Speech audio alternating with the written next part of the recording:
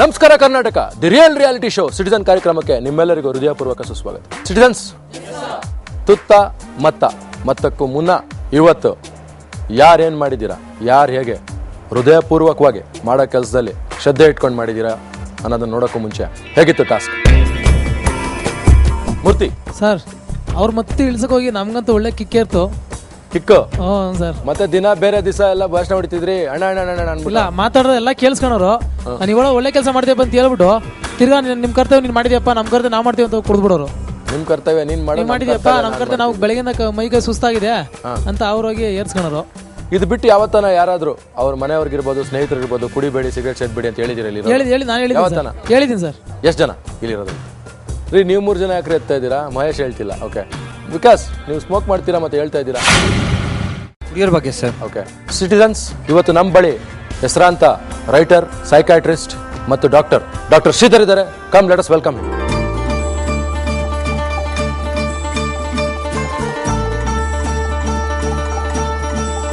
Citizens, ಇವತ್ತು ನಮ್ಮ ಬಳಿ ಇದ್ದಾರೆ ಡಾಕ್ಟರ್ ಶ್ರೀಧರ್, ಮನೋವಿಜ್ಞಾನಿ, ರೈಟರ್ ಹಾಗೂ ಡಾಕ್ಟರ್ ಕೂಡ. ಎಷ್ಟೋ ಜನಕ್ಕೆ ಡಿ ಅಡಿಕ್ಷನ್ ಮಾಡಿಸಿದ್ದಾರೆ. ಒಳ್ಳೆ ರೈಟರ್. ಅವರೊಂದು ಸ್ಪೆಷಲೈಸ್ ಕಾಲಮ್ ಇತ್ತು, ಯಾವುದು ಅಂತ ಅವರೇ ಬಾಯಲ್ಲೇ ಹೇಳಿ. ನಮ್ಮ ಮಕ್ಕಳು ಹೀಗೇಕೆ, ನಮ್ಮ ಮಕ್ಕಳಿಗೆ ಯಾಕೆ ಅಂತ. ಈ 10 ಜನಕ್ಕೂ ನಾವೇನು ಕೊಟ್ಟಿದ್ದು ಟಾಸ್ಕ್ ಅಂದರೆ, ಎಲ್ಲೆಲ್ಲಿ ಕುಡಿತಾ ಇದ್ದಾರೋ ಬಾಯ್ಸ್ಗೆ, ಹುಡುಗರಿಗೆ ಅಲ್ಲಿ ಕಳಿಸಿ ಅವರಿಗೆ ಒಂದು ಚೇಂಜ್, ಮನವರಿಕೆ ಮಾಡೋದಕ್ಕೆ, ಕುಡಿಬೇಡಿ ತಪ್ಪು ಅಂತ ಹೇಳೋದಕ್ಕೆ ಒಂದು ಟಾಸ್ಕ್ ಕೊಟ್ಟಿದ್ವಿ. ಹುಡುಗಿಯರಿಗೆ ಸ್ಮೋಕಿಂಗ್, ಧೂಮಪಾನ ಮಾಡಬಾರ್ದು ಹೇಳಿ ಎಜುಕೇಟ್ ಮಾಡಿ ಅಂತ 4 ಜನಕ್ಕೆ ಈ ಹುಡುಗಿಯರು ಕೊಟ್ಟಿದ್ವಿ. ಯಾವ ರೀತಿ ಕಡಿಮೆ ಮಾಡ್ಬೋದು. ಸೊ ನೀವು ಮಾಡಿರೋಂಥ ಎಕ್ಸ್ಪೆರಿಮೆಂಟ್ಸ್, ನೀವು ನೋಡಿರೋಂಥ, ನೀವು ಸೈಕಾಲಜಿಕಲಿ ನೀವು ಸ್ಟಡಿ ಮಾಡಿ ಮೈಂಡ್ ಹೇಗೆ ಸ್ಟಡಿ ಮಾಡ್ತೀರಾ, ಅವ್ರಿಗೆ ಹೇಗೆ ನೀವು ಒಳ್ಳೆ ದಾರಿ ಕಡೆ ತೊಗೊಂಡೋಗ್ತೀರಾ ಅಂತ ಒಂದಷ್ಟು. ಆರ್ಯನ್ ಭಾಳ ಹೊಗಳ್ಬಿಟ್ರಿ ನನ್ನ ಬಗ್ಗೆ. ನಂದೇನು ಸಾಧನೆ ಜಾಸ್ತಿ ಇಲ್ಲ, ನಾನು ಅವ್ರ ಥರನೇ ಒಬ್ಬ ನಾಗರಿಕ. ಅದು ನಿಮ್ಮ ದೊಡ್ಡತನ ಸರ್. ಮನಸ್ಸನ್ನು ಪರಿವರ್ತನೆ ಮಾಡುವಂತಹ ಒಂದು ಸಾಹಸ ಕೆಲಸಕ್ಕೆ ನೀವು ಕೈ ಹಾಕಿದ್ದೀರಾ ಅಂದರೆ ಅದು ಶ್ಲಾಘನೀಯ. ಮೊದಲಿಗೆ ನಾನು ನಿಮಗೆ ಅಭಿನಂದನೆ ಸಲ್ಲಿಸ್ತೀನಿ. ಕುಡಿತ ಅಥವಾ ಧೂಮಪಾನ ಇವೆರಡು ನಾಗರಿಕನಿಗೆ, ಅಂದರೆ ಕುಡಿದಿರುವಂತಹ ನಾಗರಿಕತೆಯನ್ನೇ ಬದಲಾಯಿಸುವಂತಹ ಕೆಲವು ಚಟಗಳು.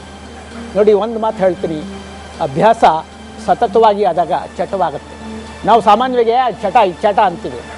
ಇಲ್ಲಿ ಚಟ ಅಂದರೆ ಸಂಪೂರ್ಣವಾಗಿ ಅದಕ್ಕೆ ಅವನು ಮಾರು ಹೋಗಿರ್ತಾನೆ, ಅವಲಂಬನೆ ಬಂದುಬಿಟ್ಟಿರ್ತಾರೆ. ಅದಿಲ್ಲ ಅಂದರೆ ಮಾಡೋಕ್ಕಾಗಲ್ಲ. ಈಗ ನೋಡಿ, ನೀವು ಕೂತಿರೋ ರೀತಿ, ನಾ ಕೂತಿರೋ ರೀತಿಯಲ್ಲೇ ಗೊತ್ತಾಗುತ್ತೆ ನಿಮ್ಮಲ್ಲಿರುವಂತಹ ಒಂದು ಆ ಗಟ್ಟಿ ದೇಹ, ಗಟ್ಟಿ ಮನಸ್ಸು ಖಂಡಿತವಾಗಿಯೂ ಅವನು ಎಷ್ಟೇ ಚಟದಲ್ಲಿ ಇದ್ದರೂ ಕೂಡ ಬದಲಾವಣೆ ಮಾಡಬಲ್ಲದು ಅಂತ ನನಗನ್ಸುತ್ತೆ. ಹೀಗಾಗಿ ನಿಮ್ಮ ಪ್ರಯತ್ನದಲ್ಲಿ ನೀವು ಆಡಿದ ಮಾತುಗಳು, ನೀವು ಅವರನ್ನು ನಿಂತು ಮಾತಾಡಿಸಿದ ರೀತಿ, ನೀವು ನಿಮ್ಮ ಉದ್ದೇಶ ಏನು ಅನ್ನೋದನ್ನು ಮುಖಭಾವದಲ್ಲಿ ಮತ್ತು ಹಾವಭಾವಗಳ ಮೂಲಕ ಅತಿ ಸ್ಪಷ್ಟವಾಗಿ ತೋರಿಸಿದ್ರಿ ಅನ್ನೋದರಲ್ಲಿ ಸಂದೇಹವೇ ಇಲ್ಲ. ಹೀಗಾಗಿ ಇದೊಂದು ಬಹಳ ಒಳ್ಳೆ ಕೆಲಸ ಮಾಡಿದ್ದಾರೆ.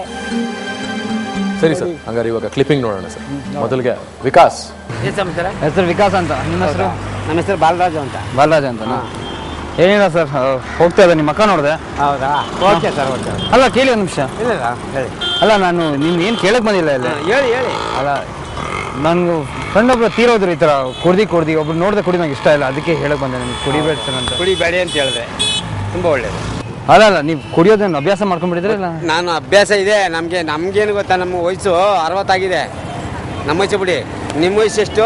ವಿಕಾಸ್, ನೀವು ಇಲ್ಲಿ ಅವ್ರು ಏನು ಮಾಡ್ತಾ ಇದ್ದಾರೆ ಅಂತಂದರೆ, ಅವರ ವಯಸ್ಸನ್ನು ಬಲವಾಗಿ ಉಪಯೋಗಿಸ್ಕೊಂಡು, ನಾನು ದೊಡ್ಡವನು, ನೀನು ಚಿಕ್ಕವನು, ನಾನು ಎಲ್ಲ ಕಂಡುಬಿಟ್ಟಿದ್ದೀನಿ, ಆಗೋಯ್ತು, ನಾನು ನಾಳೆ ಮಣ್ಣಾದರೂ ಪರವಾಗಿಲ್ಲ, ನೀನು ಇಂಥದ್ದಕ್ಕೆ ಇಳಿಬೇಡ ಅಂತ ಹೇಳಿ ತಿರುಗಿ ಹೇಳುವಂಥ ಸ್ವಭಾವ ಇದೆಯಲ್ಲ, ಇವರಲ್ಲಿ ಹೆಚ್ಚಿನ ಸಮಯ ನಿಮ್ಮಂತಹವರು ಮೇಲಿಂದ ಮೇಲೆ ಆಯಿತು, ನಾನು ನಿಮ್ಮ ವಯಸ್ಸಿಗೆ ತಕ್ಕ ಹಾಗೆ ಮಾತಾಡ್ತೀನಿ, ಈಗ ನೀವು ಒಂದು ಮಾತು ಹೇಳಿ, ನೀವು ಮನುಷ್ಯರು ಆಯಸ್ಸಲ್ಲ ಮುಖ್ಯ, ಕಲ್ತಿದ್ದೀರಾ ಅದು ಬಿಡ್ಬೋದು. ನೀವು ಕಲ್ತಿದ್ದದು ನೀವೇ ಹೇಳಿದ್ರಿ, ಹುಟ್ಟದಾಗಿಂದ ಕಲ್ತಿಲ್ಲ ಅಂತ.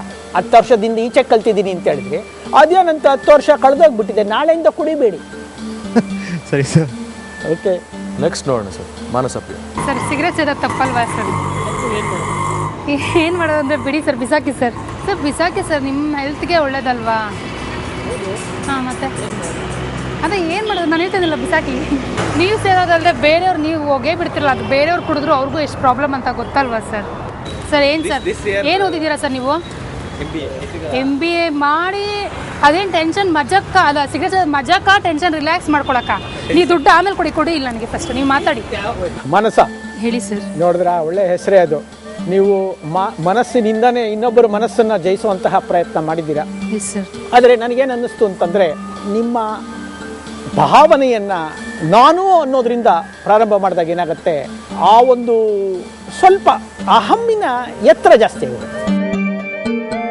ಯಾವಾಗಲೂ ನೀನು ಅನ್ನೋ ಕಡೆಯಿಂದಾನೇ ಶುರು ಮಾಡ್ಕೊಂಡು ನಾನು ಹೇಳ್ತಾ ಇದ್ದೀನಿ ಮಾಡಿ ಅನ್ನೋದ್ರ ಬದಲಾಗಿ ಕ್ಯಾನ್ಸರಿಂದ ಈ ದೇಶದಲ್ಲಿ ಸತ್ತ ಜನಸಂಖ್ಯೆ ಎಷ್ಟು, ಆ ಕ್ಯಾನ್ಸರು ಯಾವ್ಯಾವ ದೇಹದ ಯಾವ್ಯಾವ ಭಾಗಕ್ಕೆ ಬರ್ತದೆ, ಅದು ಬಂದಾಗ ಅದು ಗುಣಮುಖ ಆಗದಿದ್ದಾಗ ಏನು ಮಾಡ್ತೀರಿ, ಮತ್ತೆ ನೀವು ಕುಡಿದ್ರೂ ಪರವಾಗಿಲ್ಲ ಪಕ್ಕದಲ್ಲಿರೋರಿಗೆ ಹೊಗೆ ಕುಡಿಯೋ ಹಾಗೆ ಮಾಡ್ತಿದ್ದೀರಿ, ಇದು ಇನ್ನೊಬ್ಬರ ಹಕ್ಕನ್ನು ನೀವು ಬದುಕೋ ಹಕ್ಕನ್ನು ಕಸ್ಕೊತಾ ಇದ್ದೀರಿ ಅನ್ನುವಂತಹ ಒಂದು ಸಂದೇಶ ಇತ್ತು ನಿಮ್ಮಲ್ಲಿ. ಯಾಕಂದರೆ ನೀವು ಹೇಳಿದ ರಭಸದಲ್ಲಿ ಕಾಳಜಿ ಇತ್ತು. ಆ ಕಾಳಜಿಯ ಪ್ರಕಾರನೇ ಇಬ್ಬರು ಕಿತ್ತು ಬಿಸಾಕಿದ್ರು. ಮತ್ತೆ ಅವ್ರು ಯಾರೂ ನಿಮ್ಮ ಮೇಲೆ ಆಕ್ರೋಶ ವ್ಯಕ್ತಪಡಿಸಲಿಲ್ಲ. ಹೀಗಾಗಿ ನೀವು ಮಾಡಿದ್ದು ನನಗನ್ಸತ್ತೆ ಒಂದು ರೀತಿಯಲ್ಲಿ ಸರಿಯಾದ ಕ್ರಮ. ಆದರೆ ಇದನ್ನೇ ಮುಂದುವರಿಸಿ, ಪರವಾಗಿಲ್ಲ ನಾನು ಗೆಲ್ತೀನಿ, ನೀವು ಒಂದು ಕಡೆ ಹೇಳ್ಕೊಂಡ್ರಿ ಏನಾರಾಗಲಿ ನಾನು ಒಬ್ಬರನ್ನಾರು ಇವತ್ತು ಪರಿವರ್ತನೆ ಮಾಡ್ತೀನಿ ಅಂತ ಅಂದರೆ ಆ ಛಲ ಮುಂದುವರಿಲಿ ಅಂತ ನನ್ನ ಅನಿಸಿಕೆ. Thank you sir. ನೆಕ್ಸ್ಟ್ ನೋಡೋಣ ಈಗ ಸ್ವಾತಿ. ಸರ್ ಯಾರು ಇಲ್ಲ ಅಂದ್ರೆ ಸೇದ್ ಬಿಡ್ತೀರಾ? ತಪ್ಪಲ್ವಾ ಸರ್? ನಾರ್ಮಲ್ ಆಗಿ ಸ್ಮೋಕ್ ಮಾಡೋದೇ ತಪ್ಪು. ನಿಮ್ಗೆ ಗೊತ್ತಾ ರೂಲ್ಸ್ ಪ್ರಕಾರ? ಅಂದ್ರೆ ರೂಲ್ಸ್ ಅಂತ ಅಲ್ಲ, ನಾರ್ಮಲ್ ಆಗಿ ಸ್ಮೋಕೇ ಮಾಡಬಾರ್ದು. ಮಾಡಿದ್ರೆ ಪಕ್ಕದಲ್ಲಿದ್ದವ್ರಿಗೆ ಅದು ಹಾರ್ಮ್ ಆಗತ್ತೆ ಅಂತ ಗೊತ್ತಲ್ವಾ ಸರ್? ಸ್ಮೋಕ್ ಮಾಡಿದ್ರೆ ಲಂಗ್ಸ್ಗೆ ಪ್ರಾಬ್ಲಮ್ ಆಗತ್ತೆ, ಹಾರ್ಟ್ಗೆ ಪ್ರಾಬ್ಲಮ್ ಆಗತ್ತೆ, ಬ್ರೀತಿಂಗ್ ಪ್ರಾಬ್ಲಮ್ ಆಗತ್ತೆ. ಈಗ ನೀವೇ ಸ್ಮೋಕ್ ಮಾಡ್ತಿದ್ದೀರಾ, ನಾನು ತಗೋತಾ ಇದ್ದೀನಿ ಅದನ್ನ, ನನಗೆ ಸ್ಮೆಲ್ಗೆ ಒಂಥರ ತಲೆ ಸುತ್ತು ಬರ್ತಿದೆ. ಸರಿ, ನಾನು ನಿಮ್ಗೆ ಈಗ ಸ್ಮೋಕ್ ಬಿಡೋದಕ್ಕೆ ನಾನೊಂದು ಐಡಿಯಾ ಕೊಡ್ತೀನಿ, ಹತ್ರ ಮಾಡ್ತೀರಾ? ಈಗ ನೋಡಿ, ನೀವು ಸ್ಮೋಕ್ ಮಾಡ್ತಾ ಇದ್ದೀರಾ, ನಾನು ಹೇಳ್ತಾ ಇದ್ರು ಸ್ಮೋಕ್ ಮಾಡ್ತಿದ್ದೀರಾ, ಅದನ್ನ ಬಿಸಾಕ್ಬೋದಲ್ವಾ ಸರ್? ಈಗ ಬಿಟ್ಬಿಡಿ, ಅದನ್ನ ಅಲ್ಲೇ ಹಾಕ್ಬಿಡಿ, ನೀವು ಅದನ್ನ ಸ್ಮ್ಯಾಶ್ ಮಾಡಿ. ಸ್ವಾತಿ ಅವರು ಪ್ರಯತ್ನ ನಿಜವಾಗ್ಲೂ ಫಲಪ್ರದವಾಗೇ ಇತ್ತು ಅಂತ ಅನ್ನಿಸ್ತು ನನಗೆ. ಯಾಕೆ ಅಂತಂದರೆ ಈ ಸತತವಾಗಿ ಹೇಳಿದ್ದನ್ನೇ ಹೇಳಿದಷ್ಟು ಬಹುಶಃ ಅನೇಕ ಜನರಲ್ಲಿ ಬದಲಾವಣೆಗಳು ಸಾಧ್ಯವಾಗುತ್ತೆ. ಸ್ವಾತಿಯವರ ಪ್ರಯತ್ನ ಖಂಡಿತವಾಗಿಯೂ ಹೀಗೆ ಮುಂದುವರಿಸ್ಕೊಂಡು ಹೋದರೆ ಬಹಳಷ್ಟು ಜನ ಧೂಮಪಾನ ಮಾಡೋದನ್ನ ಬಿಡ್ತಾರೆ ಅನ್ಸುತ್ತೆ.